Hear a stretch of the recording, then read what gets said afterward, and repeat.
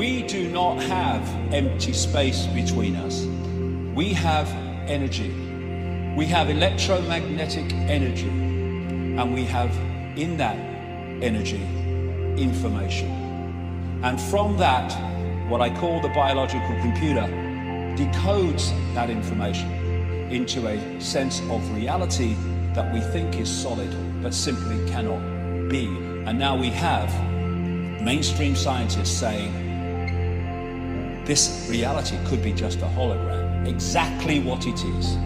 Nikola Tesla, the genius from which so much came, he could see beyond the physical that we perceive. And he said, the day science begins to study non-physical phenomena, it will make more progress in 1 decade than in all the previous centuries of our existence. Why? Because you go to the source of the reality instead of the decoded expression of that reality.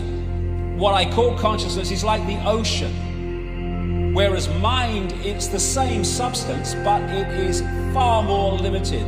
Like ice is the same substance as water, but it's in a completely different and more limited state. And you know, when you look at the oceans, they say it's the South China Sea, they say it's the South Atlantic, the Indian Ocean, the North Atlantic, same bloody water.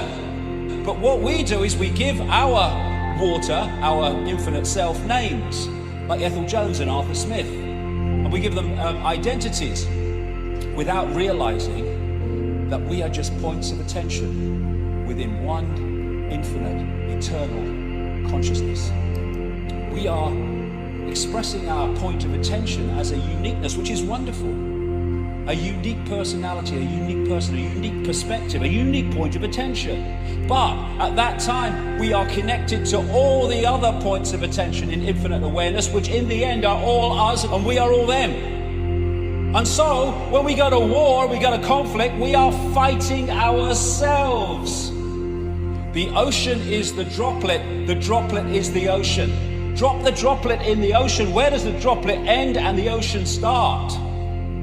The idea of the conspiracy is to keep that droplet disconnected from the ocean. And when they do that, we have the world that we live in. If you don't become the ocean, you'll be seasick all your life. And so many people feel this ache, this sense of disconnection, this sense of longing that they can't put words to, because one part of them, one level of them knows that we're all one. Everything is all one. Leonardo da Vinci learned how to see, realize that everything connects to everything else.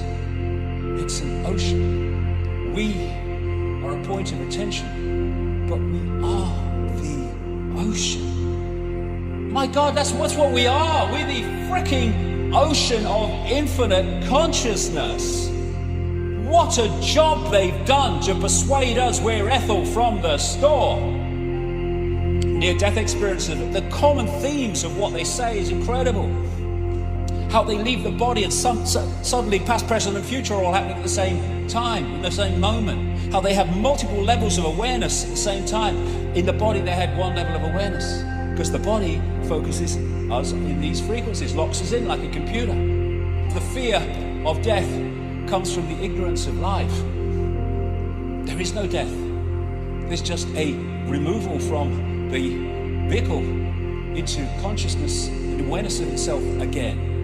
But you get people frightened of death and they'll give their power away to doctors and chemo freaking therapy and all it, because they want to stay alive because they fear death. There is no death. There's just a change of point of attention. So we have a visible universe, that which we can see, and we have an invisible universe, which is everything else. And the visible universe is so tiny, it is funny. And so through the body we perceive in a visual sense what the body can decode, which is this little band of frequencies. You go outside the body, now you're perceiving much greater frequencies, and thus your reality changes. If you wish to understand the universe, said Tesla, think of energy, frequency, and vibration. Exactly. So, our point of attention holds us in this reality unless we're open to consciousness. Because what happens is if you come into this reality, this visible light reality, and you hold that connection to consciousness beyond this reality, you have everything you need. You have the information coming through the senses to give you a fix on what's happening around you, but you have the big picture that's outside of this reality, that's not programmed by its perceptions and its sense of limitation, which can then feed you insight, inspiration, intuition, to give you insight beyond that which you are directly experiencing. But you get disconnected from that, big problem. You're now trying to get your entire fix on reality from the reality you are in. And if a network controls that reality and that information that's coming at you, they are going to program your sense of reality for life. And so in this world, there are people in the program who are only getting that sense of reality, and then there are people who've opened their minds and opened their hearts who are accessing another sense of reality, and these people call these people mad and crazy and dangerous. Yes, they are. They're dangerous to the prevailing program. So what is the universe? It is information. Information decoding information. And form is information. Our base state is awareness. It doesn't have form, it's just awareness. But we come into the realms of form, and form is created from information. And so we need to stop living the lie and start living the truth of who we really are. We are infinite awareness. We are not humans. That is our experience. We are infinite awareness having that experience. Infinite possibility.